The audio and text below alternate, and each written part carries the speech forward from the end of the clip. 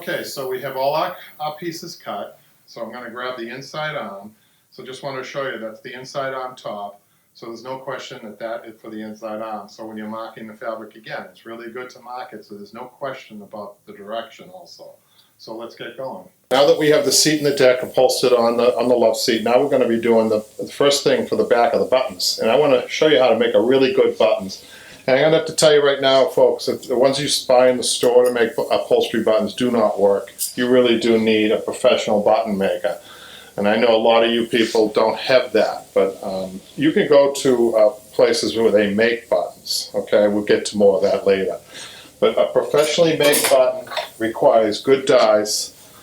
This is the bottom die or the loop die. And this is the shell die, that's the top. And it has a little bit of a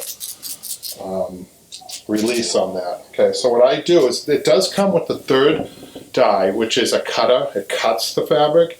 I don't advise to do that. I advise to hand cut all your buttons. Okay, and the way to do that is you just put it over the top die, and careful your fingers. You should know where your fingers are at all times when you're doing this, but you're cutting around. You can actually make yourself some cardboard cutouts too, some dies first, if you're not so sure about how to cut around a die like that.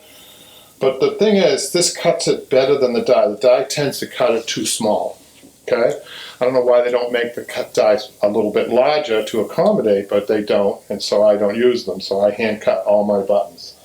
Okay, so now that we've got the piece cut, the button cut, you want to put it face down into the die, okay?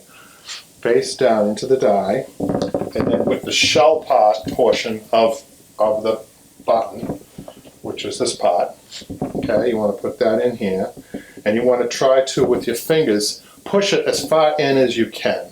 If baby finger might be better, although my fingers are so big I can't get it in there. But the idea is not to touch the release parts, because that will just push the shell back. So what you do is have handy, I usually use just a flare like this or a pen.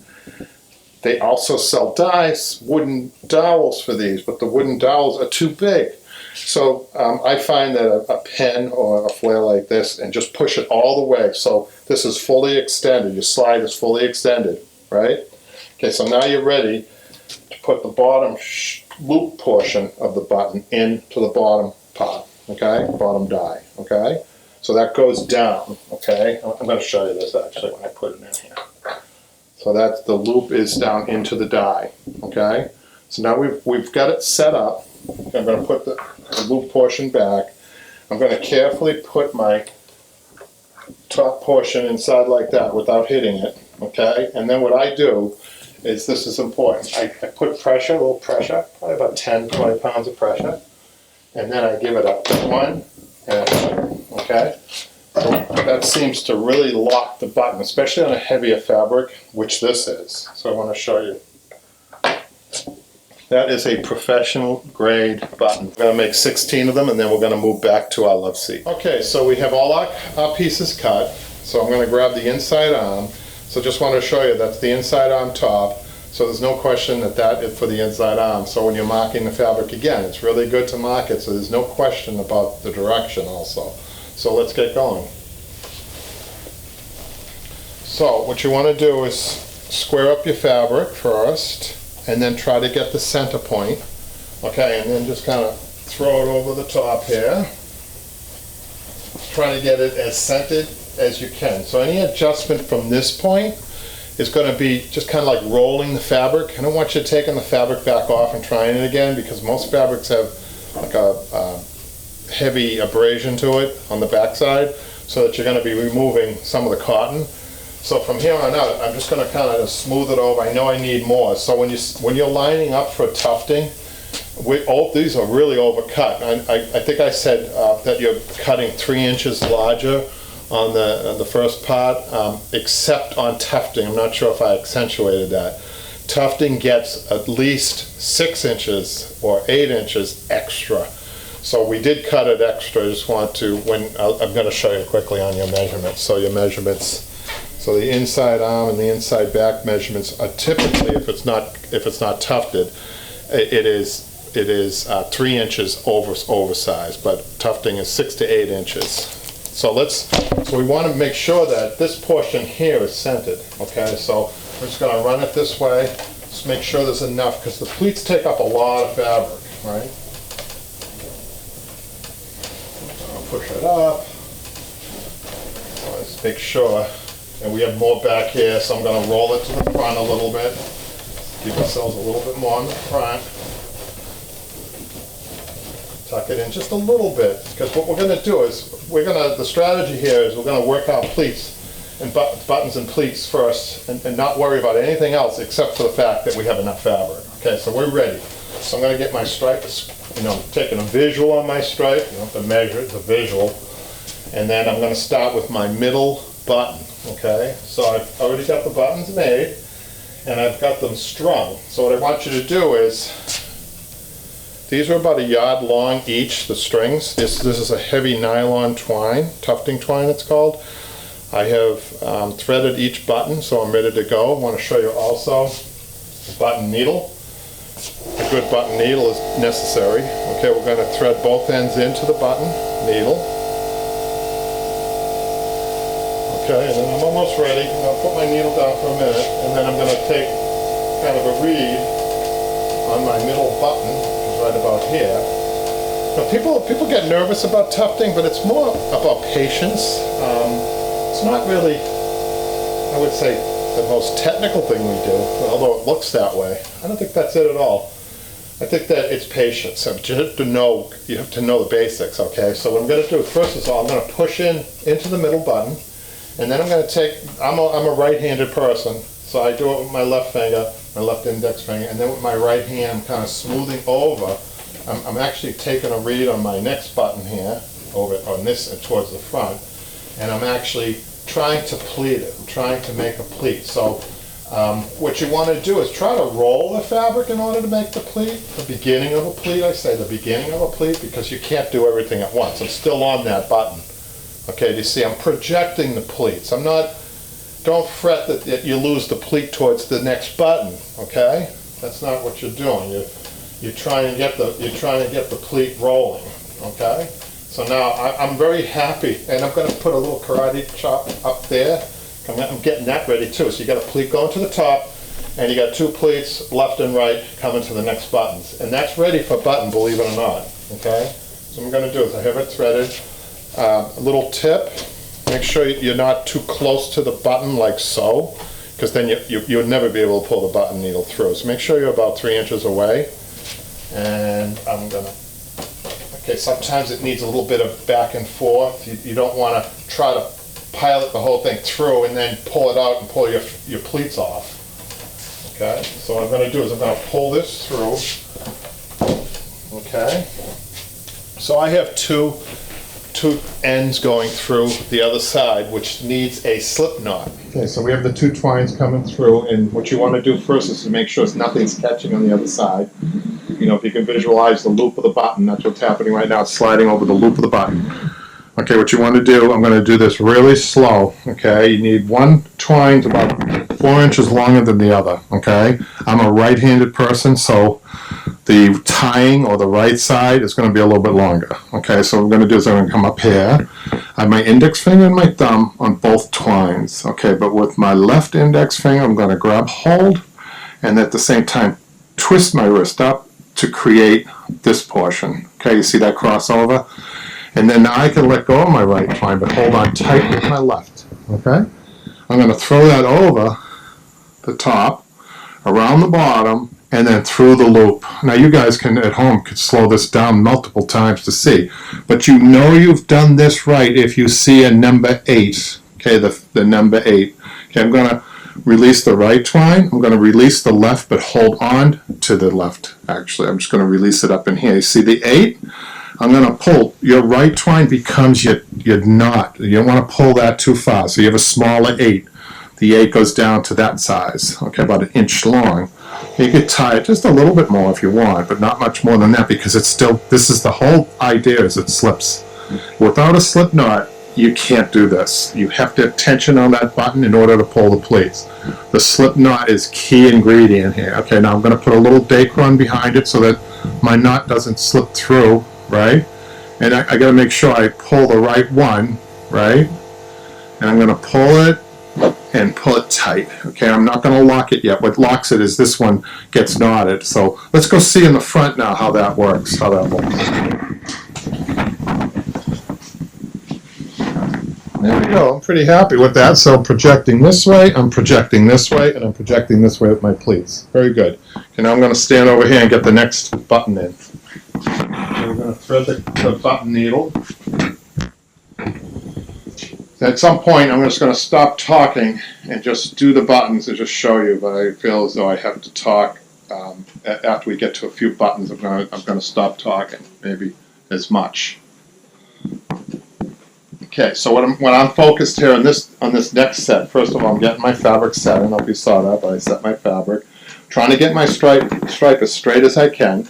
Okay, and you can use stripes for tufting. I know a lot of people say you can't, but sometimes it looks rather cool. But you have to expect and tell your client that they're going to go off a little bit. You can't help that. But the idea is to get them as straight as possible. So I'm straight here. Okay, my next button is over here. My next pleat and button. Okay, we are not gonna make a pleat this way, but we are gonna make a pleat this way. Okay. Now you might ask why, because the reason is this is just way too much of an expanse to get a pleat wrapped around all the way. A lot of times your fabric tells you exactly how it should be. It almost falls into place, believe it or not. I mean, with this coaching, and the fabric will tell you. Watch. So I got this. I love this pleat that I developed over here, and this pleat is going to come down this way. Yep, I like that. So I'm ready for another. Okay. So I'm going to pull that through. Now, I should warn you about when you're pulling a button needle through. I did that so fast.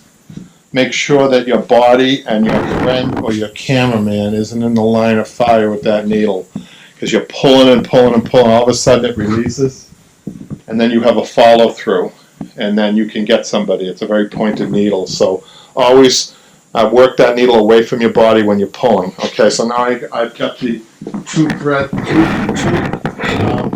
pieces of twine coming through.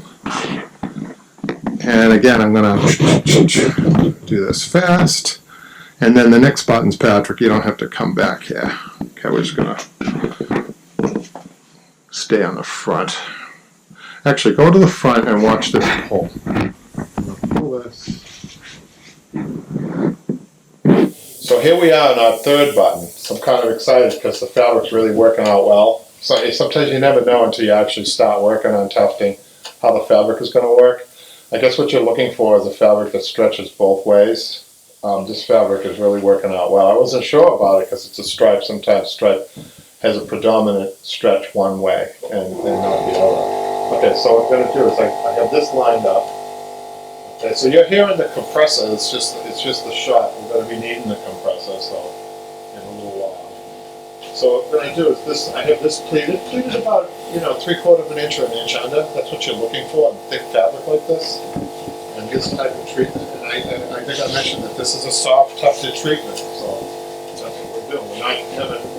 We don't have the luxury of a real deep button here and horse here, like I mentioned before. Okay, now what I'm doing here is I'm trying to get this next button set up. Okay. It's actually not going to be a button, it's going to be a twine over there, and I'll explain that in a minute. It's not going to be a button that we put in there. So this is giving me a little bit, I have to do a little bit of work here. It's fighting me a little bit. So I need to kind of come down like this. You're going to see, you want these pleats to converge where your finger is, but you do not want a pleat under your finger. That's important. The pleat isn't underneath my finger. It's converging to my fingertip, okay? So I've got two pleats nicely converging, and at the same time, these buttons are sloping up, so you have to pay attention to that. They're not even with one another. They're sloping up. That's the nature of the bag. So we're paying attention to all this as we go along. This experience really helps you too here. Okay, so now I'm really happy with this. I'm just going to do a little karate chop here. Going to the bottom, I'm really happy. Look at it, almost stays put when I remove my finger. Usually it doesn't do that. So what I'm going to do is I'm going to get this through here. Okay. Now I'm going to go to the back of the sofa. You know what's happening in the back there, so we don't have to do the camera back there right now. I'm going to do this quick. Make sure your needle doesn't go into your body. Make sure you're off to the side, like safety. Okay. So I'm going to just quickly do that. Slip knot, I'm going to pull it, I'm not going to lock it. Okay, so here we go. So we've got 1, 2, 3 on the arms. And then our next button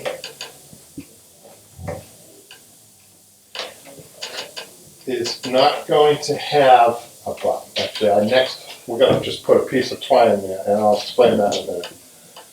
And just going to cut a piece of twine. I'll show you what I'm going to do here. So we have the inside back has to merge into the inside arm, so that's why I'm not putting a button here. The inside back's going to carry the button, but we have to piece the arm to the inside back, so we can't have a double button in there. I'll explain that also in a minute. So what we're going to do is I'm going to go through this hole once. Just want the twine holding this, in other words.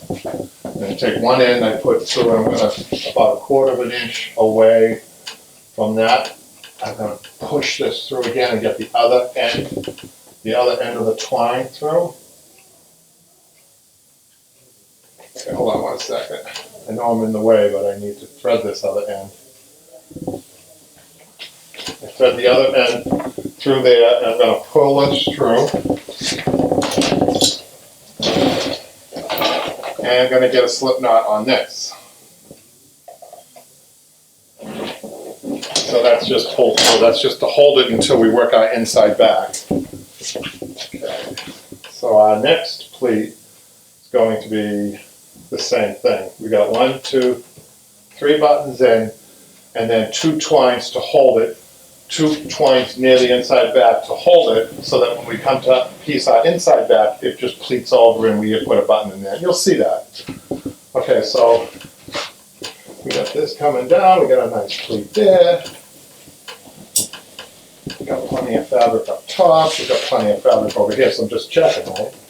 So I want to pleat down like this, I want to pleat like this. What I'm doing here is just kind of pleating. Okay, now we have to cut. Again, this is where some people get a little nervous about the cutting, but that's what YouTube's all about, right? It's not make you nervous. You can slow it down. You can hear my mistakes. I know that sometimes I misspeak, but that's just the nature of the work probably on me.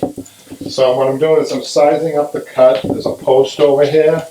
So I want to cut just a slight angle to, not all the way to that post, but about 4 inches away from that post. So what I'm going to do is I'm going to cut. Notice how I'm backed off, because the fabric has to travel within the chair, right? So we're going to push this through, and it's a very tight seat, but that's good. Okay. So now my gun, you hear my gun, I'm going to do something. I want you guys to do something if you're doing this at home. We're just going to get a staple. See, I like the way my stripe is lined up here, so I'm going to come around and I'm going to get a staple in here, just to hold it squared up. I really like, when I see something I like, I just staple it because I know it's good and it's going to be, it's not even pin tack on that. Okay, so our next step. So we have a post there, we're looking at a post. You have to visualize it. I'm not actually seeing, I'm seeing it in my mind's eye. It's a big post, about 4 inches wide, and it's the frame of the chair. It's the frame of the love seat. So I cut to the left of it. Now I have to cut to the right of it, but you don't want to overcut. Okay, so what I'm going to do is I'm going to come off the top near where I cut right here, and I'm going to do an angle cut. This angle cut, see how I have to really fight myself to do this? Naturally, people want to cut this way, but it's the wrong cut, okay? So don't do that. So I just cut it about 4 inches at an angle, about a 45-degree angle, and it almost represents the width of the post. Almost, I say, because again, you don't want to cut it all the way. Now watch how nicely this pulls through. Look at that. Isn't that nice? I don't know if you can see that, I hope you saw that, but that's really nice. Okay. I still have my pleat here. I'm going to pull this tight in order to get a better pleat here. I see that I need to bring it this way just a little bit in order to get a nice pronounced pleat. Okay, this pleat's here. Okay, now I'm going to cut the back. I'm going to just go over the back and look. I have another post there, which comes down to right about below this button. But I'm going to try to feel for that post. Okay, here it is. That has to be cut. Okay, so what I'm going to do is I'm going to cut right along here. And I'm going to make a V cut there. That back post is only about an inch wide. So it's not like the front post, it's very wide. Back post, about an inch wide, so you don't have to cut it any more than that. Okay, and again, I'm this way, I'm not all the way. The mistake people make is they overcut these. Okay, and it's always good to undercut rather than overcut if you're going to do anything wrong, I mean. Okay, so I'm going to pull. So now I'm going to go to the back, and I'm going to give it a pull. I'm going to pull my fabric through. Can you see this on the camera? Okay. I'm going to pull this through really tight.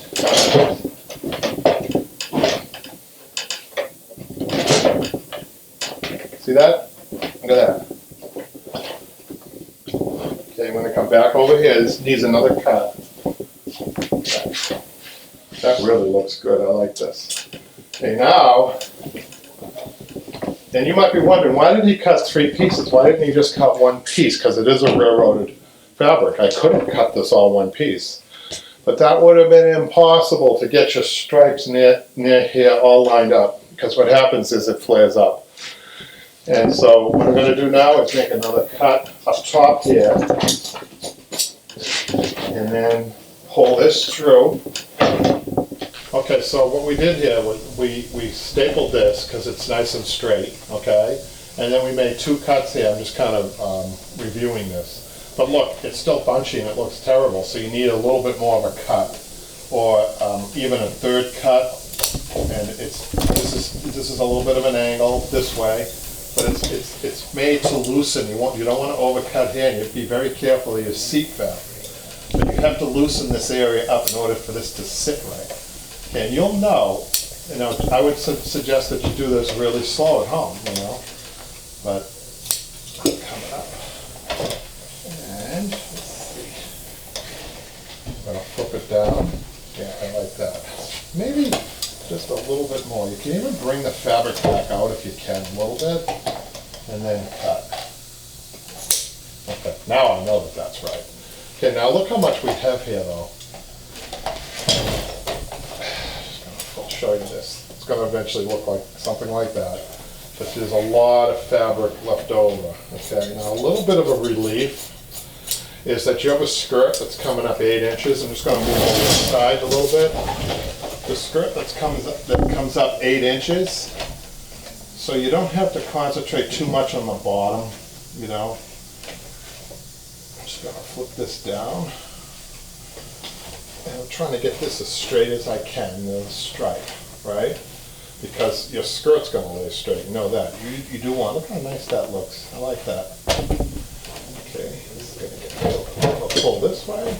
Okay, now what I'm going to do, because I know I have a skirt going on it, and the skirt's coming up 8 inches, I think what I'm going to do is get a staple right like that, just to hold it, because I really like it. Okay, now I have to just get rid of a lot of this extra fabric.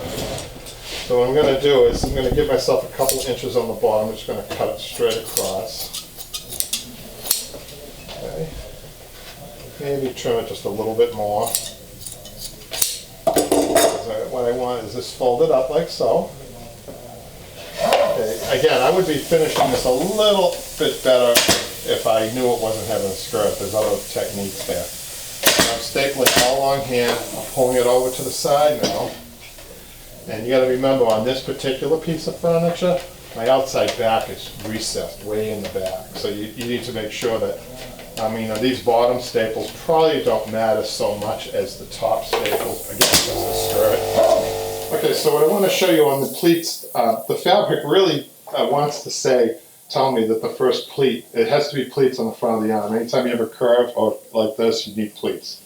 So I already did the left arm, which you'll see in a minute, but my left arm pleat is 25. I'm actually going to measure this 25 to make sure that this pleat matches the other one. Okay, so what I'm going to do though is I'm going to take the bottom portion of the fabric and I'm going to staple that tight first below the pleat. And we're going to show you the back here in a little while, what we're doing in the back. Okay, and then that sets up my top pleat nicely, right? I'm going to get a staple in that. Nice. So I'm going to go measure our second pleat. I'm going to measure the distance. The distance is 5 inches, and it's 3 inches in more. It's a smaller pleat. So I'm going to go 5 inches. First of all, you know what I'm going to do? I'm going to staple that tight on the bottom first.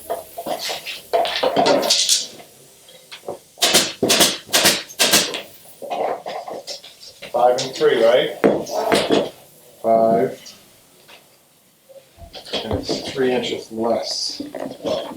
That should be good. Okay. And then before we finish this, we're gonna put this on the floor.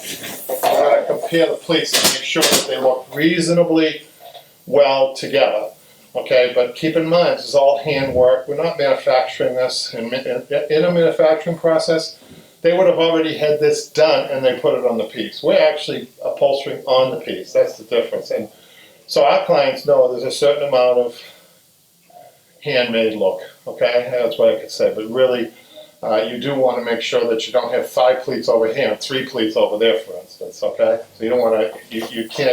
You can't drop the ball too much on that end of things. So I'm going to go look at the other pleat. Let's take a visual of it, how it looks. It really looks good. So there's a third pleat. So the third pleats are recessed even more. So that means that I have to take,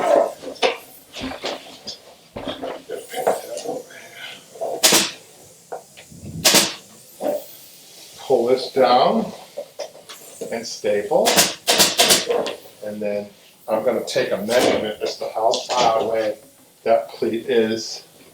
It is 3.5. 3.5. It just is perfect 3.5. And that's just more of an indication. My skills a little bit, but the fabric, you have to read your fabric. And the fabric right there just folded at 3.5. Really, really almost exact. Okay, I'm just going to take my pleat. Okay, so we need another twine holding a future button. Okay, so we don't actually want this pleated now. I want to move that, fold that out. You'll see that in a minute. I get that button. I'm going to put one end through. Hold it right there. Pull the needle through, away from your body and away from your friend who wouldn't appreciate a needle in them. Come back to the front. Going to thread the other side. I like to repeat myself sometimes. When it comes to safety, I like to repeat myself. Pull that through. Hopefully I didn't pull that end through. I just pull the needle through. Good. Okay, now watch this. I'm going to just tie a slip knot over here. I'm hoping, I go to the front, Patrick, you'll see it tuck in a little bit. Ready? Tuck. Okay, let's go to the front again. Okay, now the trick here is, okay, 'cause I don't want a pleat here. I want my inside back to pleat there. That's why I don't want a pleat there. I do want a pleat here, and maybe not up there. I haven't decided that yet. We can leave that open now. The debate, anyhow. Okay, so what I'm going to do now is to get ready for my inside back. Okay. Okay, we're going to pull this over just a little bit more. So I noticed this way. Okay, I'm going to go to the back. I'm going to go that way. Get a staple on there. Not potential problem there. We need coverage for that for the inside back. So I'm pulling that over, stapling that. Take it over this way. Okay, good. Okay, now I'm just going to loosen up a little bit of the fabric by making cuts like this. Just to loosen it up. because our inside back is going to come this way, okay? Okay. Okay, now I'm going to show you on this one here. I'm looking at my fabric. I like my fabric coming off here. It's straight to me. So what I'm going to do is I'm going to get a staple to the back. I'm rolling this pleat just a little bit more. Pull that tighter. Pull this knot a little tighter in order to get the pleats to stay a little bit more. Then I'm going to draw this up. And by the way, pleating doesn't require the stretching that a non-pleated inside back requires, because a lot of the tension, is going to grab a couple of staples there. This is where I'm stapling, right underneath the padding, okay? It's because a lot of the tension's there with the buttons, so you don't have to worry too much. If you see my other YouTube videos, I go into a lot about stretching. Tufting is different. You don't have to stretch it as much, especially on a soft tufting. Stretching it, overstretching it will throw your pleats off. So I love this, the way this is folded here. You want to make sure, if you can, all your pleats are going the same direction, okay? So this pleat, so my pleats are going to the front. So I'm actually going to want to switch that around. You see that? What I mean by that? See how your pleats folded that way? And see how on this one it's the beginning of a pleat folded that way? Which is good. Okay, I'm ready to finish the back. So we're going to go to the back and finish stapling. I really love the way this looks. So what I like about tufting too is that it's going to get my body in position a little bit. I kind of like the idea that it doesn't have to be perfect. You know, that I think a lot of the art comes in this form. Okay, I'm trying to get this pleated all the way over, okay? Again, it's a soft pleat, so if it doesn't, I'm not going to fret, but I would like to try. So I haven't used a regulator until now, big curve or big needle. It's not the button needle until now, because the buttons have been working out, the pleats have been working out so well, but it got a little bit of a, there we go, I like that now. Sometimes the regulator gets in there a little bit better, and I ran out of space.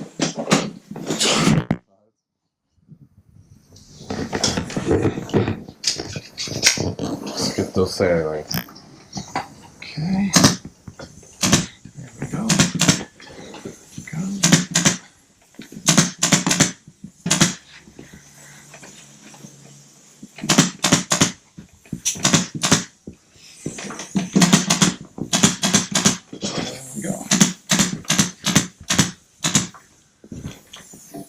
Just got to pull the bottom through tighter, as tight as we can get it on the bottom. Tighter than the top, let's put it that way. I just told you that you don't want to pull it too tight, but this particular one wants to be pulled tight because the rail is so close to the seat, and I really do need to pull it tight. I'm going to show you a little trick. Sometimes you can take a razor, be careful when you do this, and give it a pull, like so, for leverage. And then that's okay. The buttons get locked. Well, let's hold off on that until we look around the other side. Finish this area up here. I told you I was going to do this for you. See how this kind of swings all the way over to the outside back? So you don't want to be stapling too, you can't staple into here. So I got this little extra handle I have to work out. There we go. Again, you have a skirt going on, so it gives you a little relief towards the bottom that you can cover it. So I'm going to just trim this. I'm going to trim a little bit here.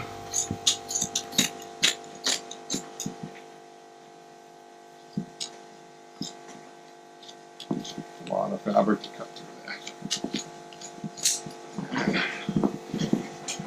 A little trimming there. And we're good to go on our inside back. Okay, so I'm going to thread a button. I've actually started my inside back like we did the arm. I started in the middle. I got a pleat coming this way. I got a pleat coming this way. I haven't got a button in here yet, which I'm about to show you. I'm going to go up like so to get that ready to be stapled. I'm trying to get that as straight as I can using my hand. And Make sure that when I'm going to my next button, the angle of the pleats are right. Okay, here we go. We're going to go right in so, like so. Get this threaded. Used to be better at threading when I first started. So we're going to push that through. And get a slip knot on this at the back.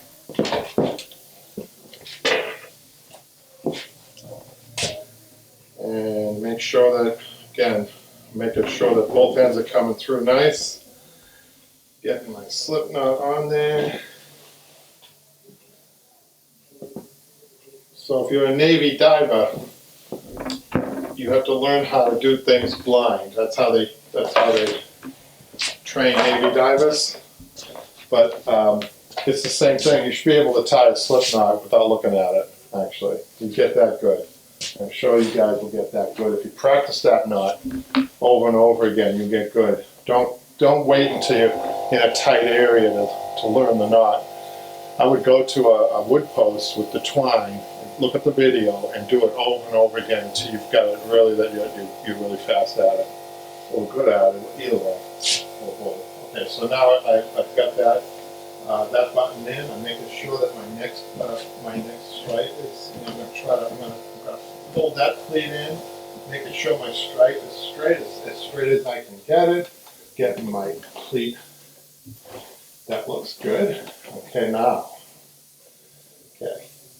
Something extra has to happen over here. And you might be surprised. We have to now start incorporating our back to the next piece. Okay, it's going to require a scary cut. Okay, say that. So I've got that set. I'm going to cut this way, not all the way to the not all the way to the button, but right about there. And I'm going to get this cut. I'm going to start getting the cut going this direction of the next button.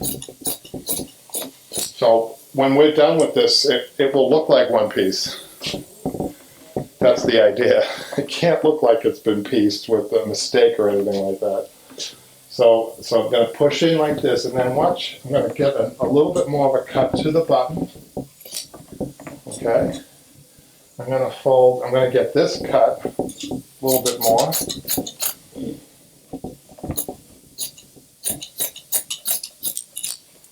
Okay.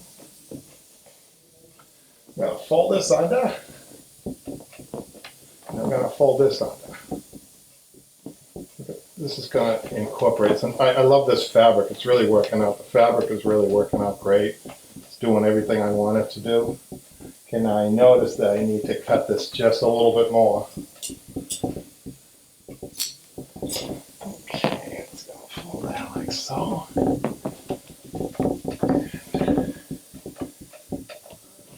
As my son likes to say, like a boss, whatever that means.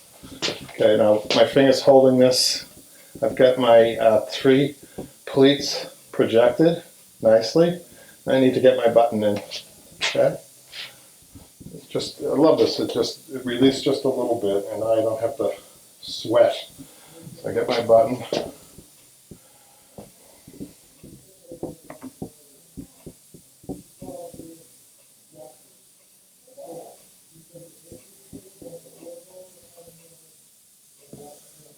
Okay, just looking at the slope. You know, that's another thing I'm contending with at the same time as the slope of the buttons. And I don't want to pull it back. I don't want to pull that one back. I'm trying to pilot that one all the way through. I told you when you're first starting, if you could just kind of like ease the needle through, but on that one there, because it was so nice, I didn't want to lose it. So I got my both ends through here. I just wanted to pilot it right through. So, okay, I got my both ends loose, making my slip knot. Got to find a piece of Dacron somewhere. You know what else would do is a piece of fabric. If you had a piece of fabric handy, just a small piece of fabric will do the same thing for your button. And pull that through. Let's see how that looks. Oh wow, I like it. So I'm going to take this. Now I'm ready just to get a little bit of a pleat down here.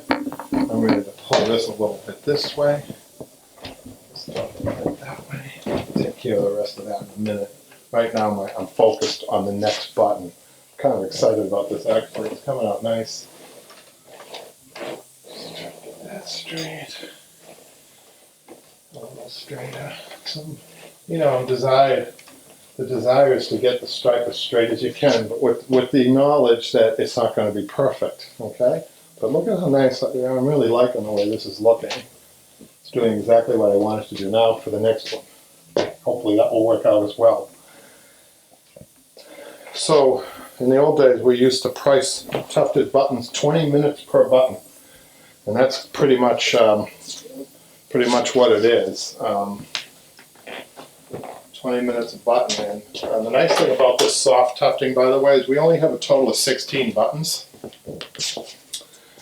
Big, soft tufting. If this was a traditional tufted back with the horsehair, you would have about 60 buttons, maybe more, because your pleats are much closer together. Okay? So now let's see what we got here. I'm kind of tucking that underneath, and then I need to get another pleat going this way. I need to make sure this pleat is transitioning nice. Oh my goodness, that came out nice. That was good prep work. Okay, so what I'm going to do is grab all of that, pull that through.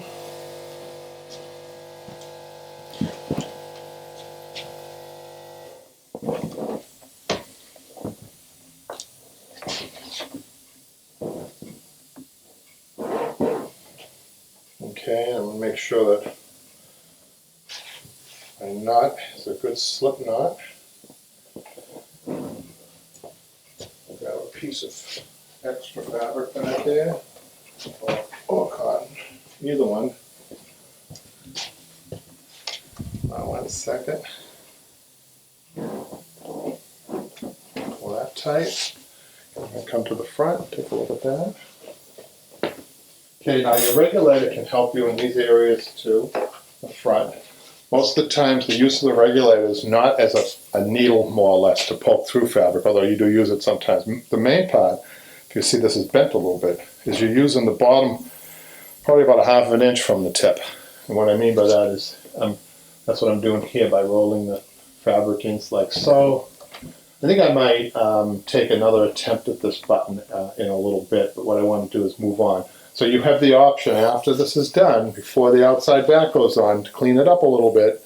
You know, this isn't written in stone yet, so I am going to adjust this button at some point, but what I'm going to do right now is show you how to finish the back. It's very easy, like we did the inside arm. What you want to do is just, from this side, if you can get your pleats going all in the same direction, by the way, again. So my pleats are going in the same direction, right? You know, that isn't, you know, as important. People don't even notice that really, but you know, I notice it. So I try to get them all going in the same direction. So look, I pleated that over. This is going to be pleated this way. It's going to be pleated this way. I'm happy with my lines, more or less. I'm going to go to the, and then what we're going to do, just to describe, I'm not going to do it right now, we're going to pull the pleat, going to pull the interior, like right here down and staple it. And we're going to pull this down and staple it. And then we're going to pull the pleat and staple the pleat, and then staple the end pleat. And so that's it. So the next step is going to be, I mean, you'll be able to transition the right side of this. We're going to do that. But you have the knowledge to transition. You've seen the transition, so we're going to go ahead and do that. And the next part is going to be the outside. It's the outside arms and the outside back, which we're going to dedicate a whole part to, because people drop the ball on their outsides. They do so much work here. Manufacturers are notorious for this. All of the work's in the interior, and they somehow just, you know, kind of drop the ball on the outside, maybe to save money. I don't know why. But we're not going to do that. We're going to make sure the outside back looks really good. So